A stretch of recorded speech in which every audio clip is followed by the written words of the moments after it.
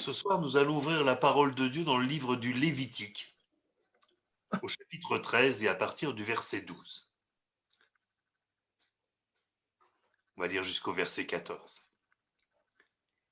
Si la lèpre fait une éruption sur la peau et couvre toute la peau de celui qui a la plaie, depuis la tête jusqu'aux pieds, partout où le sacrificateur portera ses regards, le sacrificateur l'examinera.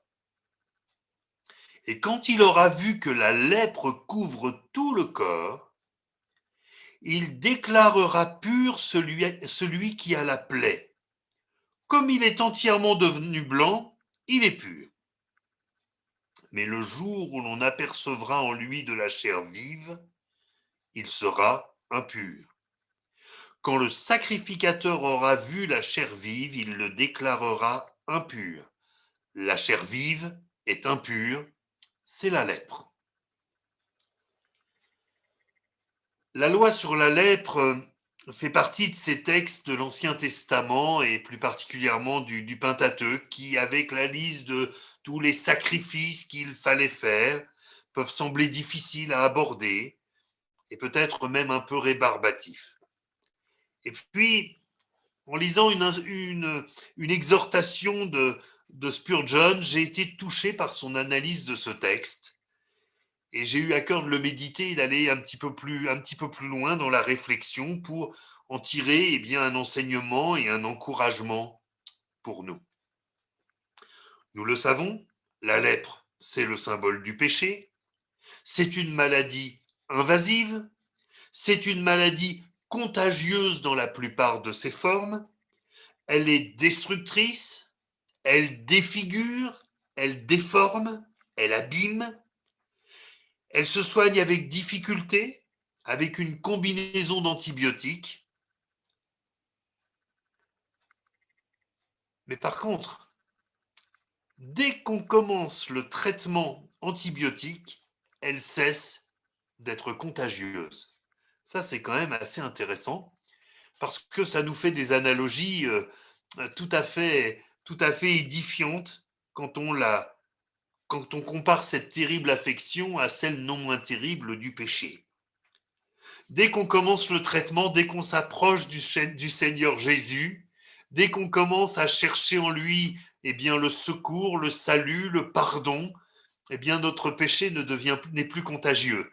Il a besoin d'être guéri, il a besoin d'être soigné, mais il n'est plus contagieux. Le premier point sur lequel je voudrais m'arrêter, c'est ces quelques mots. Partout où le sacrificateur portera ses regards. Il y a ici une démarche d'humilité.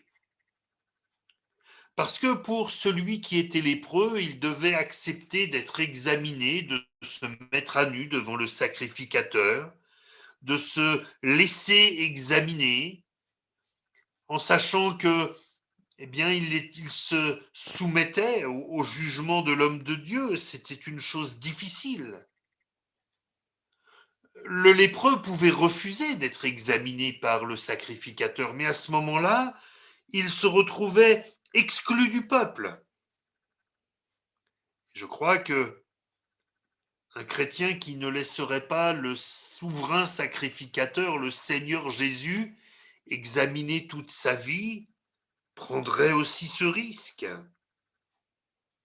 Prenez l'exemple du jeune homme riche. Il voulait bien que Jésus lui donne des conseils spirituels. Il voulait bien que Jésus lui tienne un langage théologique, théorique. Mais il y avait une chose qu'il n'avait absolument pas envie, c'est que le Seigneur lui parle de sa gestion de son argent. Ça, c'était le point où il ne voulait pas que le Seigneur vienne examiner dans sa vie. Je parle bien du Seigneur, je ne parle pas du pasteur.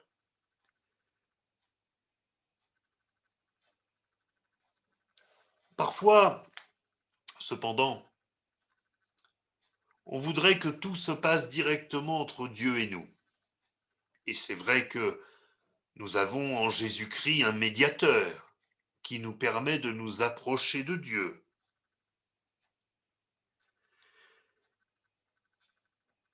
Mais sauf que parfois le Seigneur, et nous allons le comprendre, nous demande de la transparence. Et cette démarche d'humilité avec nos frères et sœurs. Je vous avoue que j'aimerais bien que le mardi soir, le vendredi soir, le dimanche matin et bien d'autres fois encore, ce soit le Seigneur Jésus qui vienne prêcher. Il le ferait mieux que moi, c'est certain. Il vous ferait encore plus de bien, c'est sûr.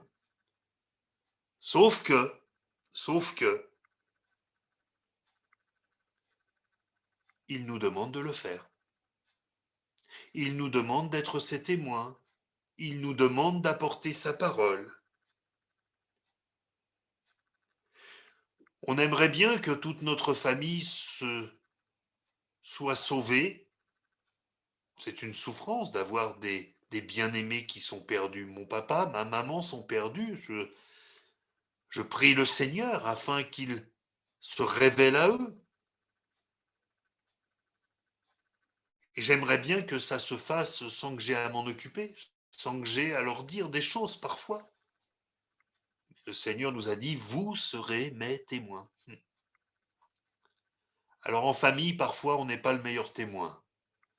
Quelqu'un quelqu'un dira, nul n'est prophète en son pays. Hein. Cependant, la réalité, c'est que le Seigneur veut que les hommes interviennent. Quand je dis les hommes, je parle des êtres humains, je parle pas seulement des hommes et non des femmes.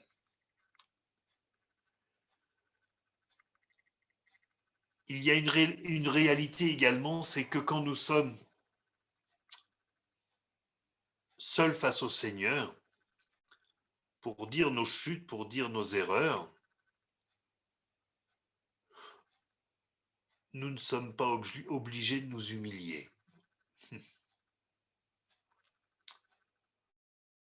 Ça ne sert à rien de confesser nos fautes au Seigneur sans être humilié, sans être bouleversé.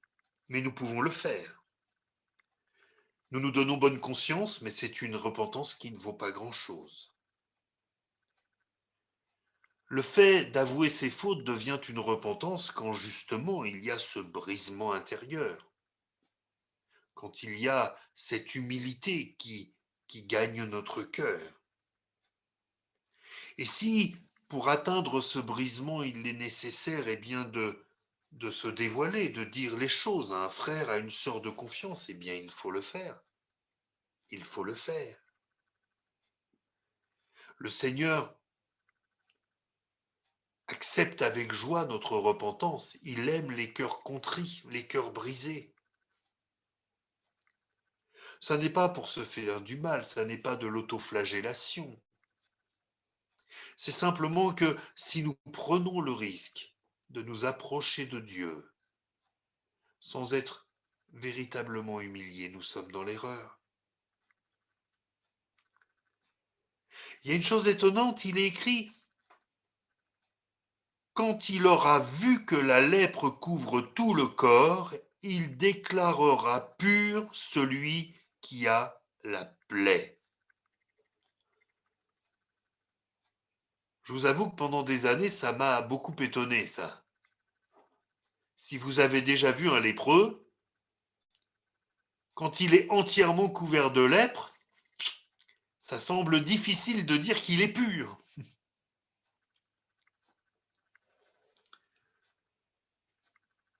La réalité,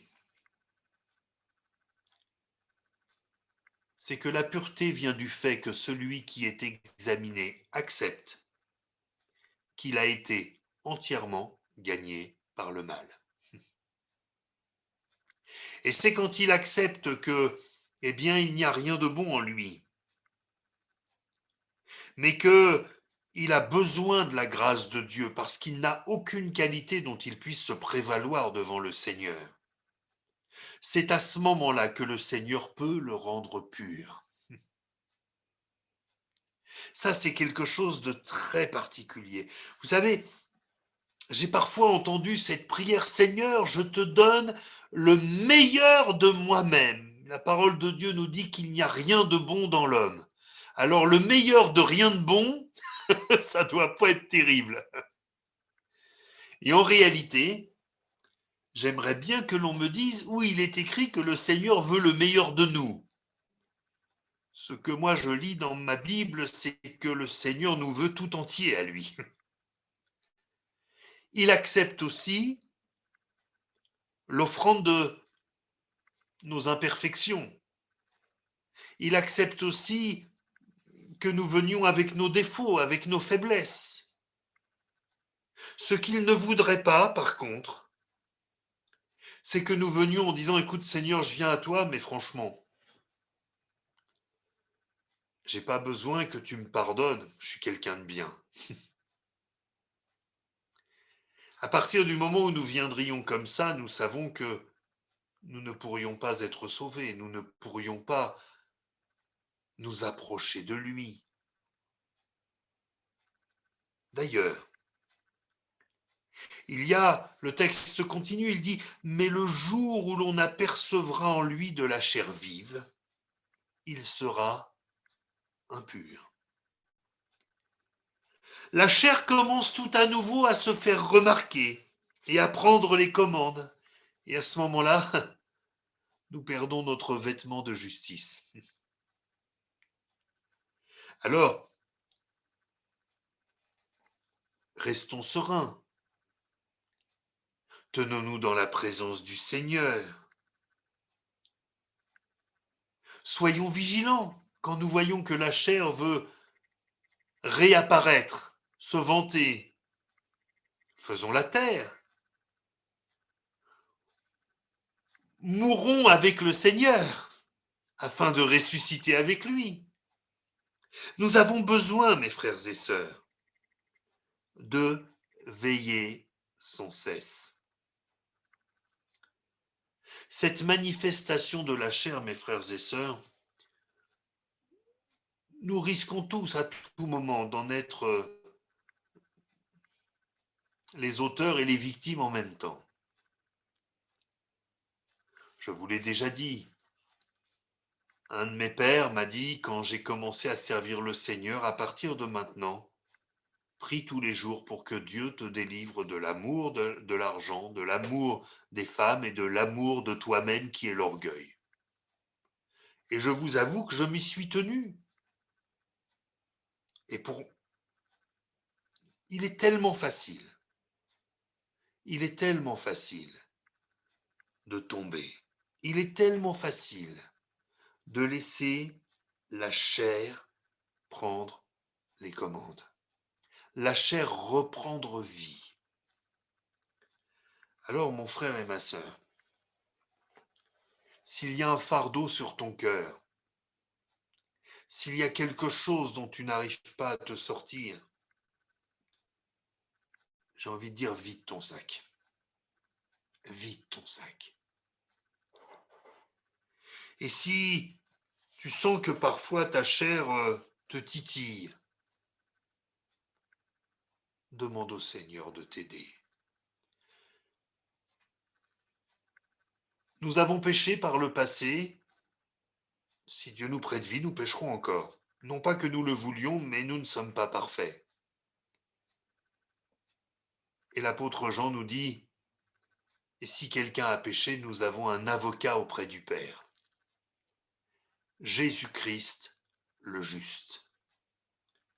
Donc il ne s'agit pas d'oublier la grâce de Dieu, mais il s'agit de veiller. Il s'agit de veiller à toujours nous considérer pour ce que nous sommes, c'est-à-dire non pas des chrétiens parfaits, mais des pécheurs et des pécheresses sauvés par grâce, par la grâce de Dieu au prix du sang de Jésus-Christ. J'ai encore rencontré ces jours derniers des personnes qui me disaient « Ah mais nous, il est hors de question qu'on vienne dans une église, on a été trop déçus. » Je leur ai dit « Mais pourquoi pensiez-vous que les chrétiens étaient des gens parfaits ? Pourquoi? Les chrétiens sont des gens comme les autres, à la différence près qu'ils sont sauvés, à la différence près qu'ils comptent sur la grâce de Dieu jour après jour. Mais ne croyons pas que nous sommes mieux que les autres, surtout ne disons pas cela, nous laisserions l'orgueil nous reprendre et nous nous mettrions en danger. Alors mes frères et sœurs, regardons-nous toujours comme ayant besoin de la grâce qui est en Jésus-Christ. Ne croyons jamais que nos qualités vont pouvoir nous aider. Comptons toujours sur son secours et nous serons fidèles jusqu'au bout, jusqu'au jour de son retour. Que le nom du Seigneur soit béni. Amen. Seigneur notre Dieu, nous te bénissons. Merci Seigneur de ce que même dans la loi sur la purification de la lèpre, tu nous enseignes à avoir un cœur conforme à ta volonté. Oui Seigneur, nous voulons nous approcher toujours de toi avec humilité, te confessant nos péchés, te réclamant ta miséricorde, et Seigneur, veillant sur nos vies, afin que la chair n'en reprenne pas les commandes, mais que ton esprit nous dirige. Merci pour ton secours, Père, au nom de Jésus-Christ. Amen.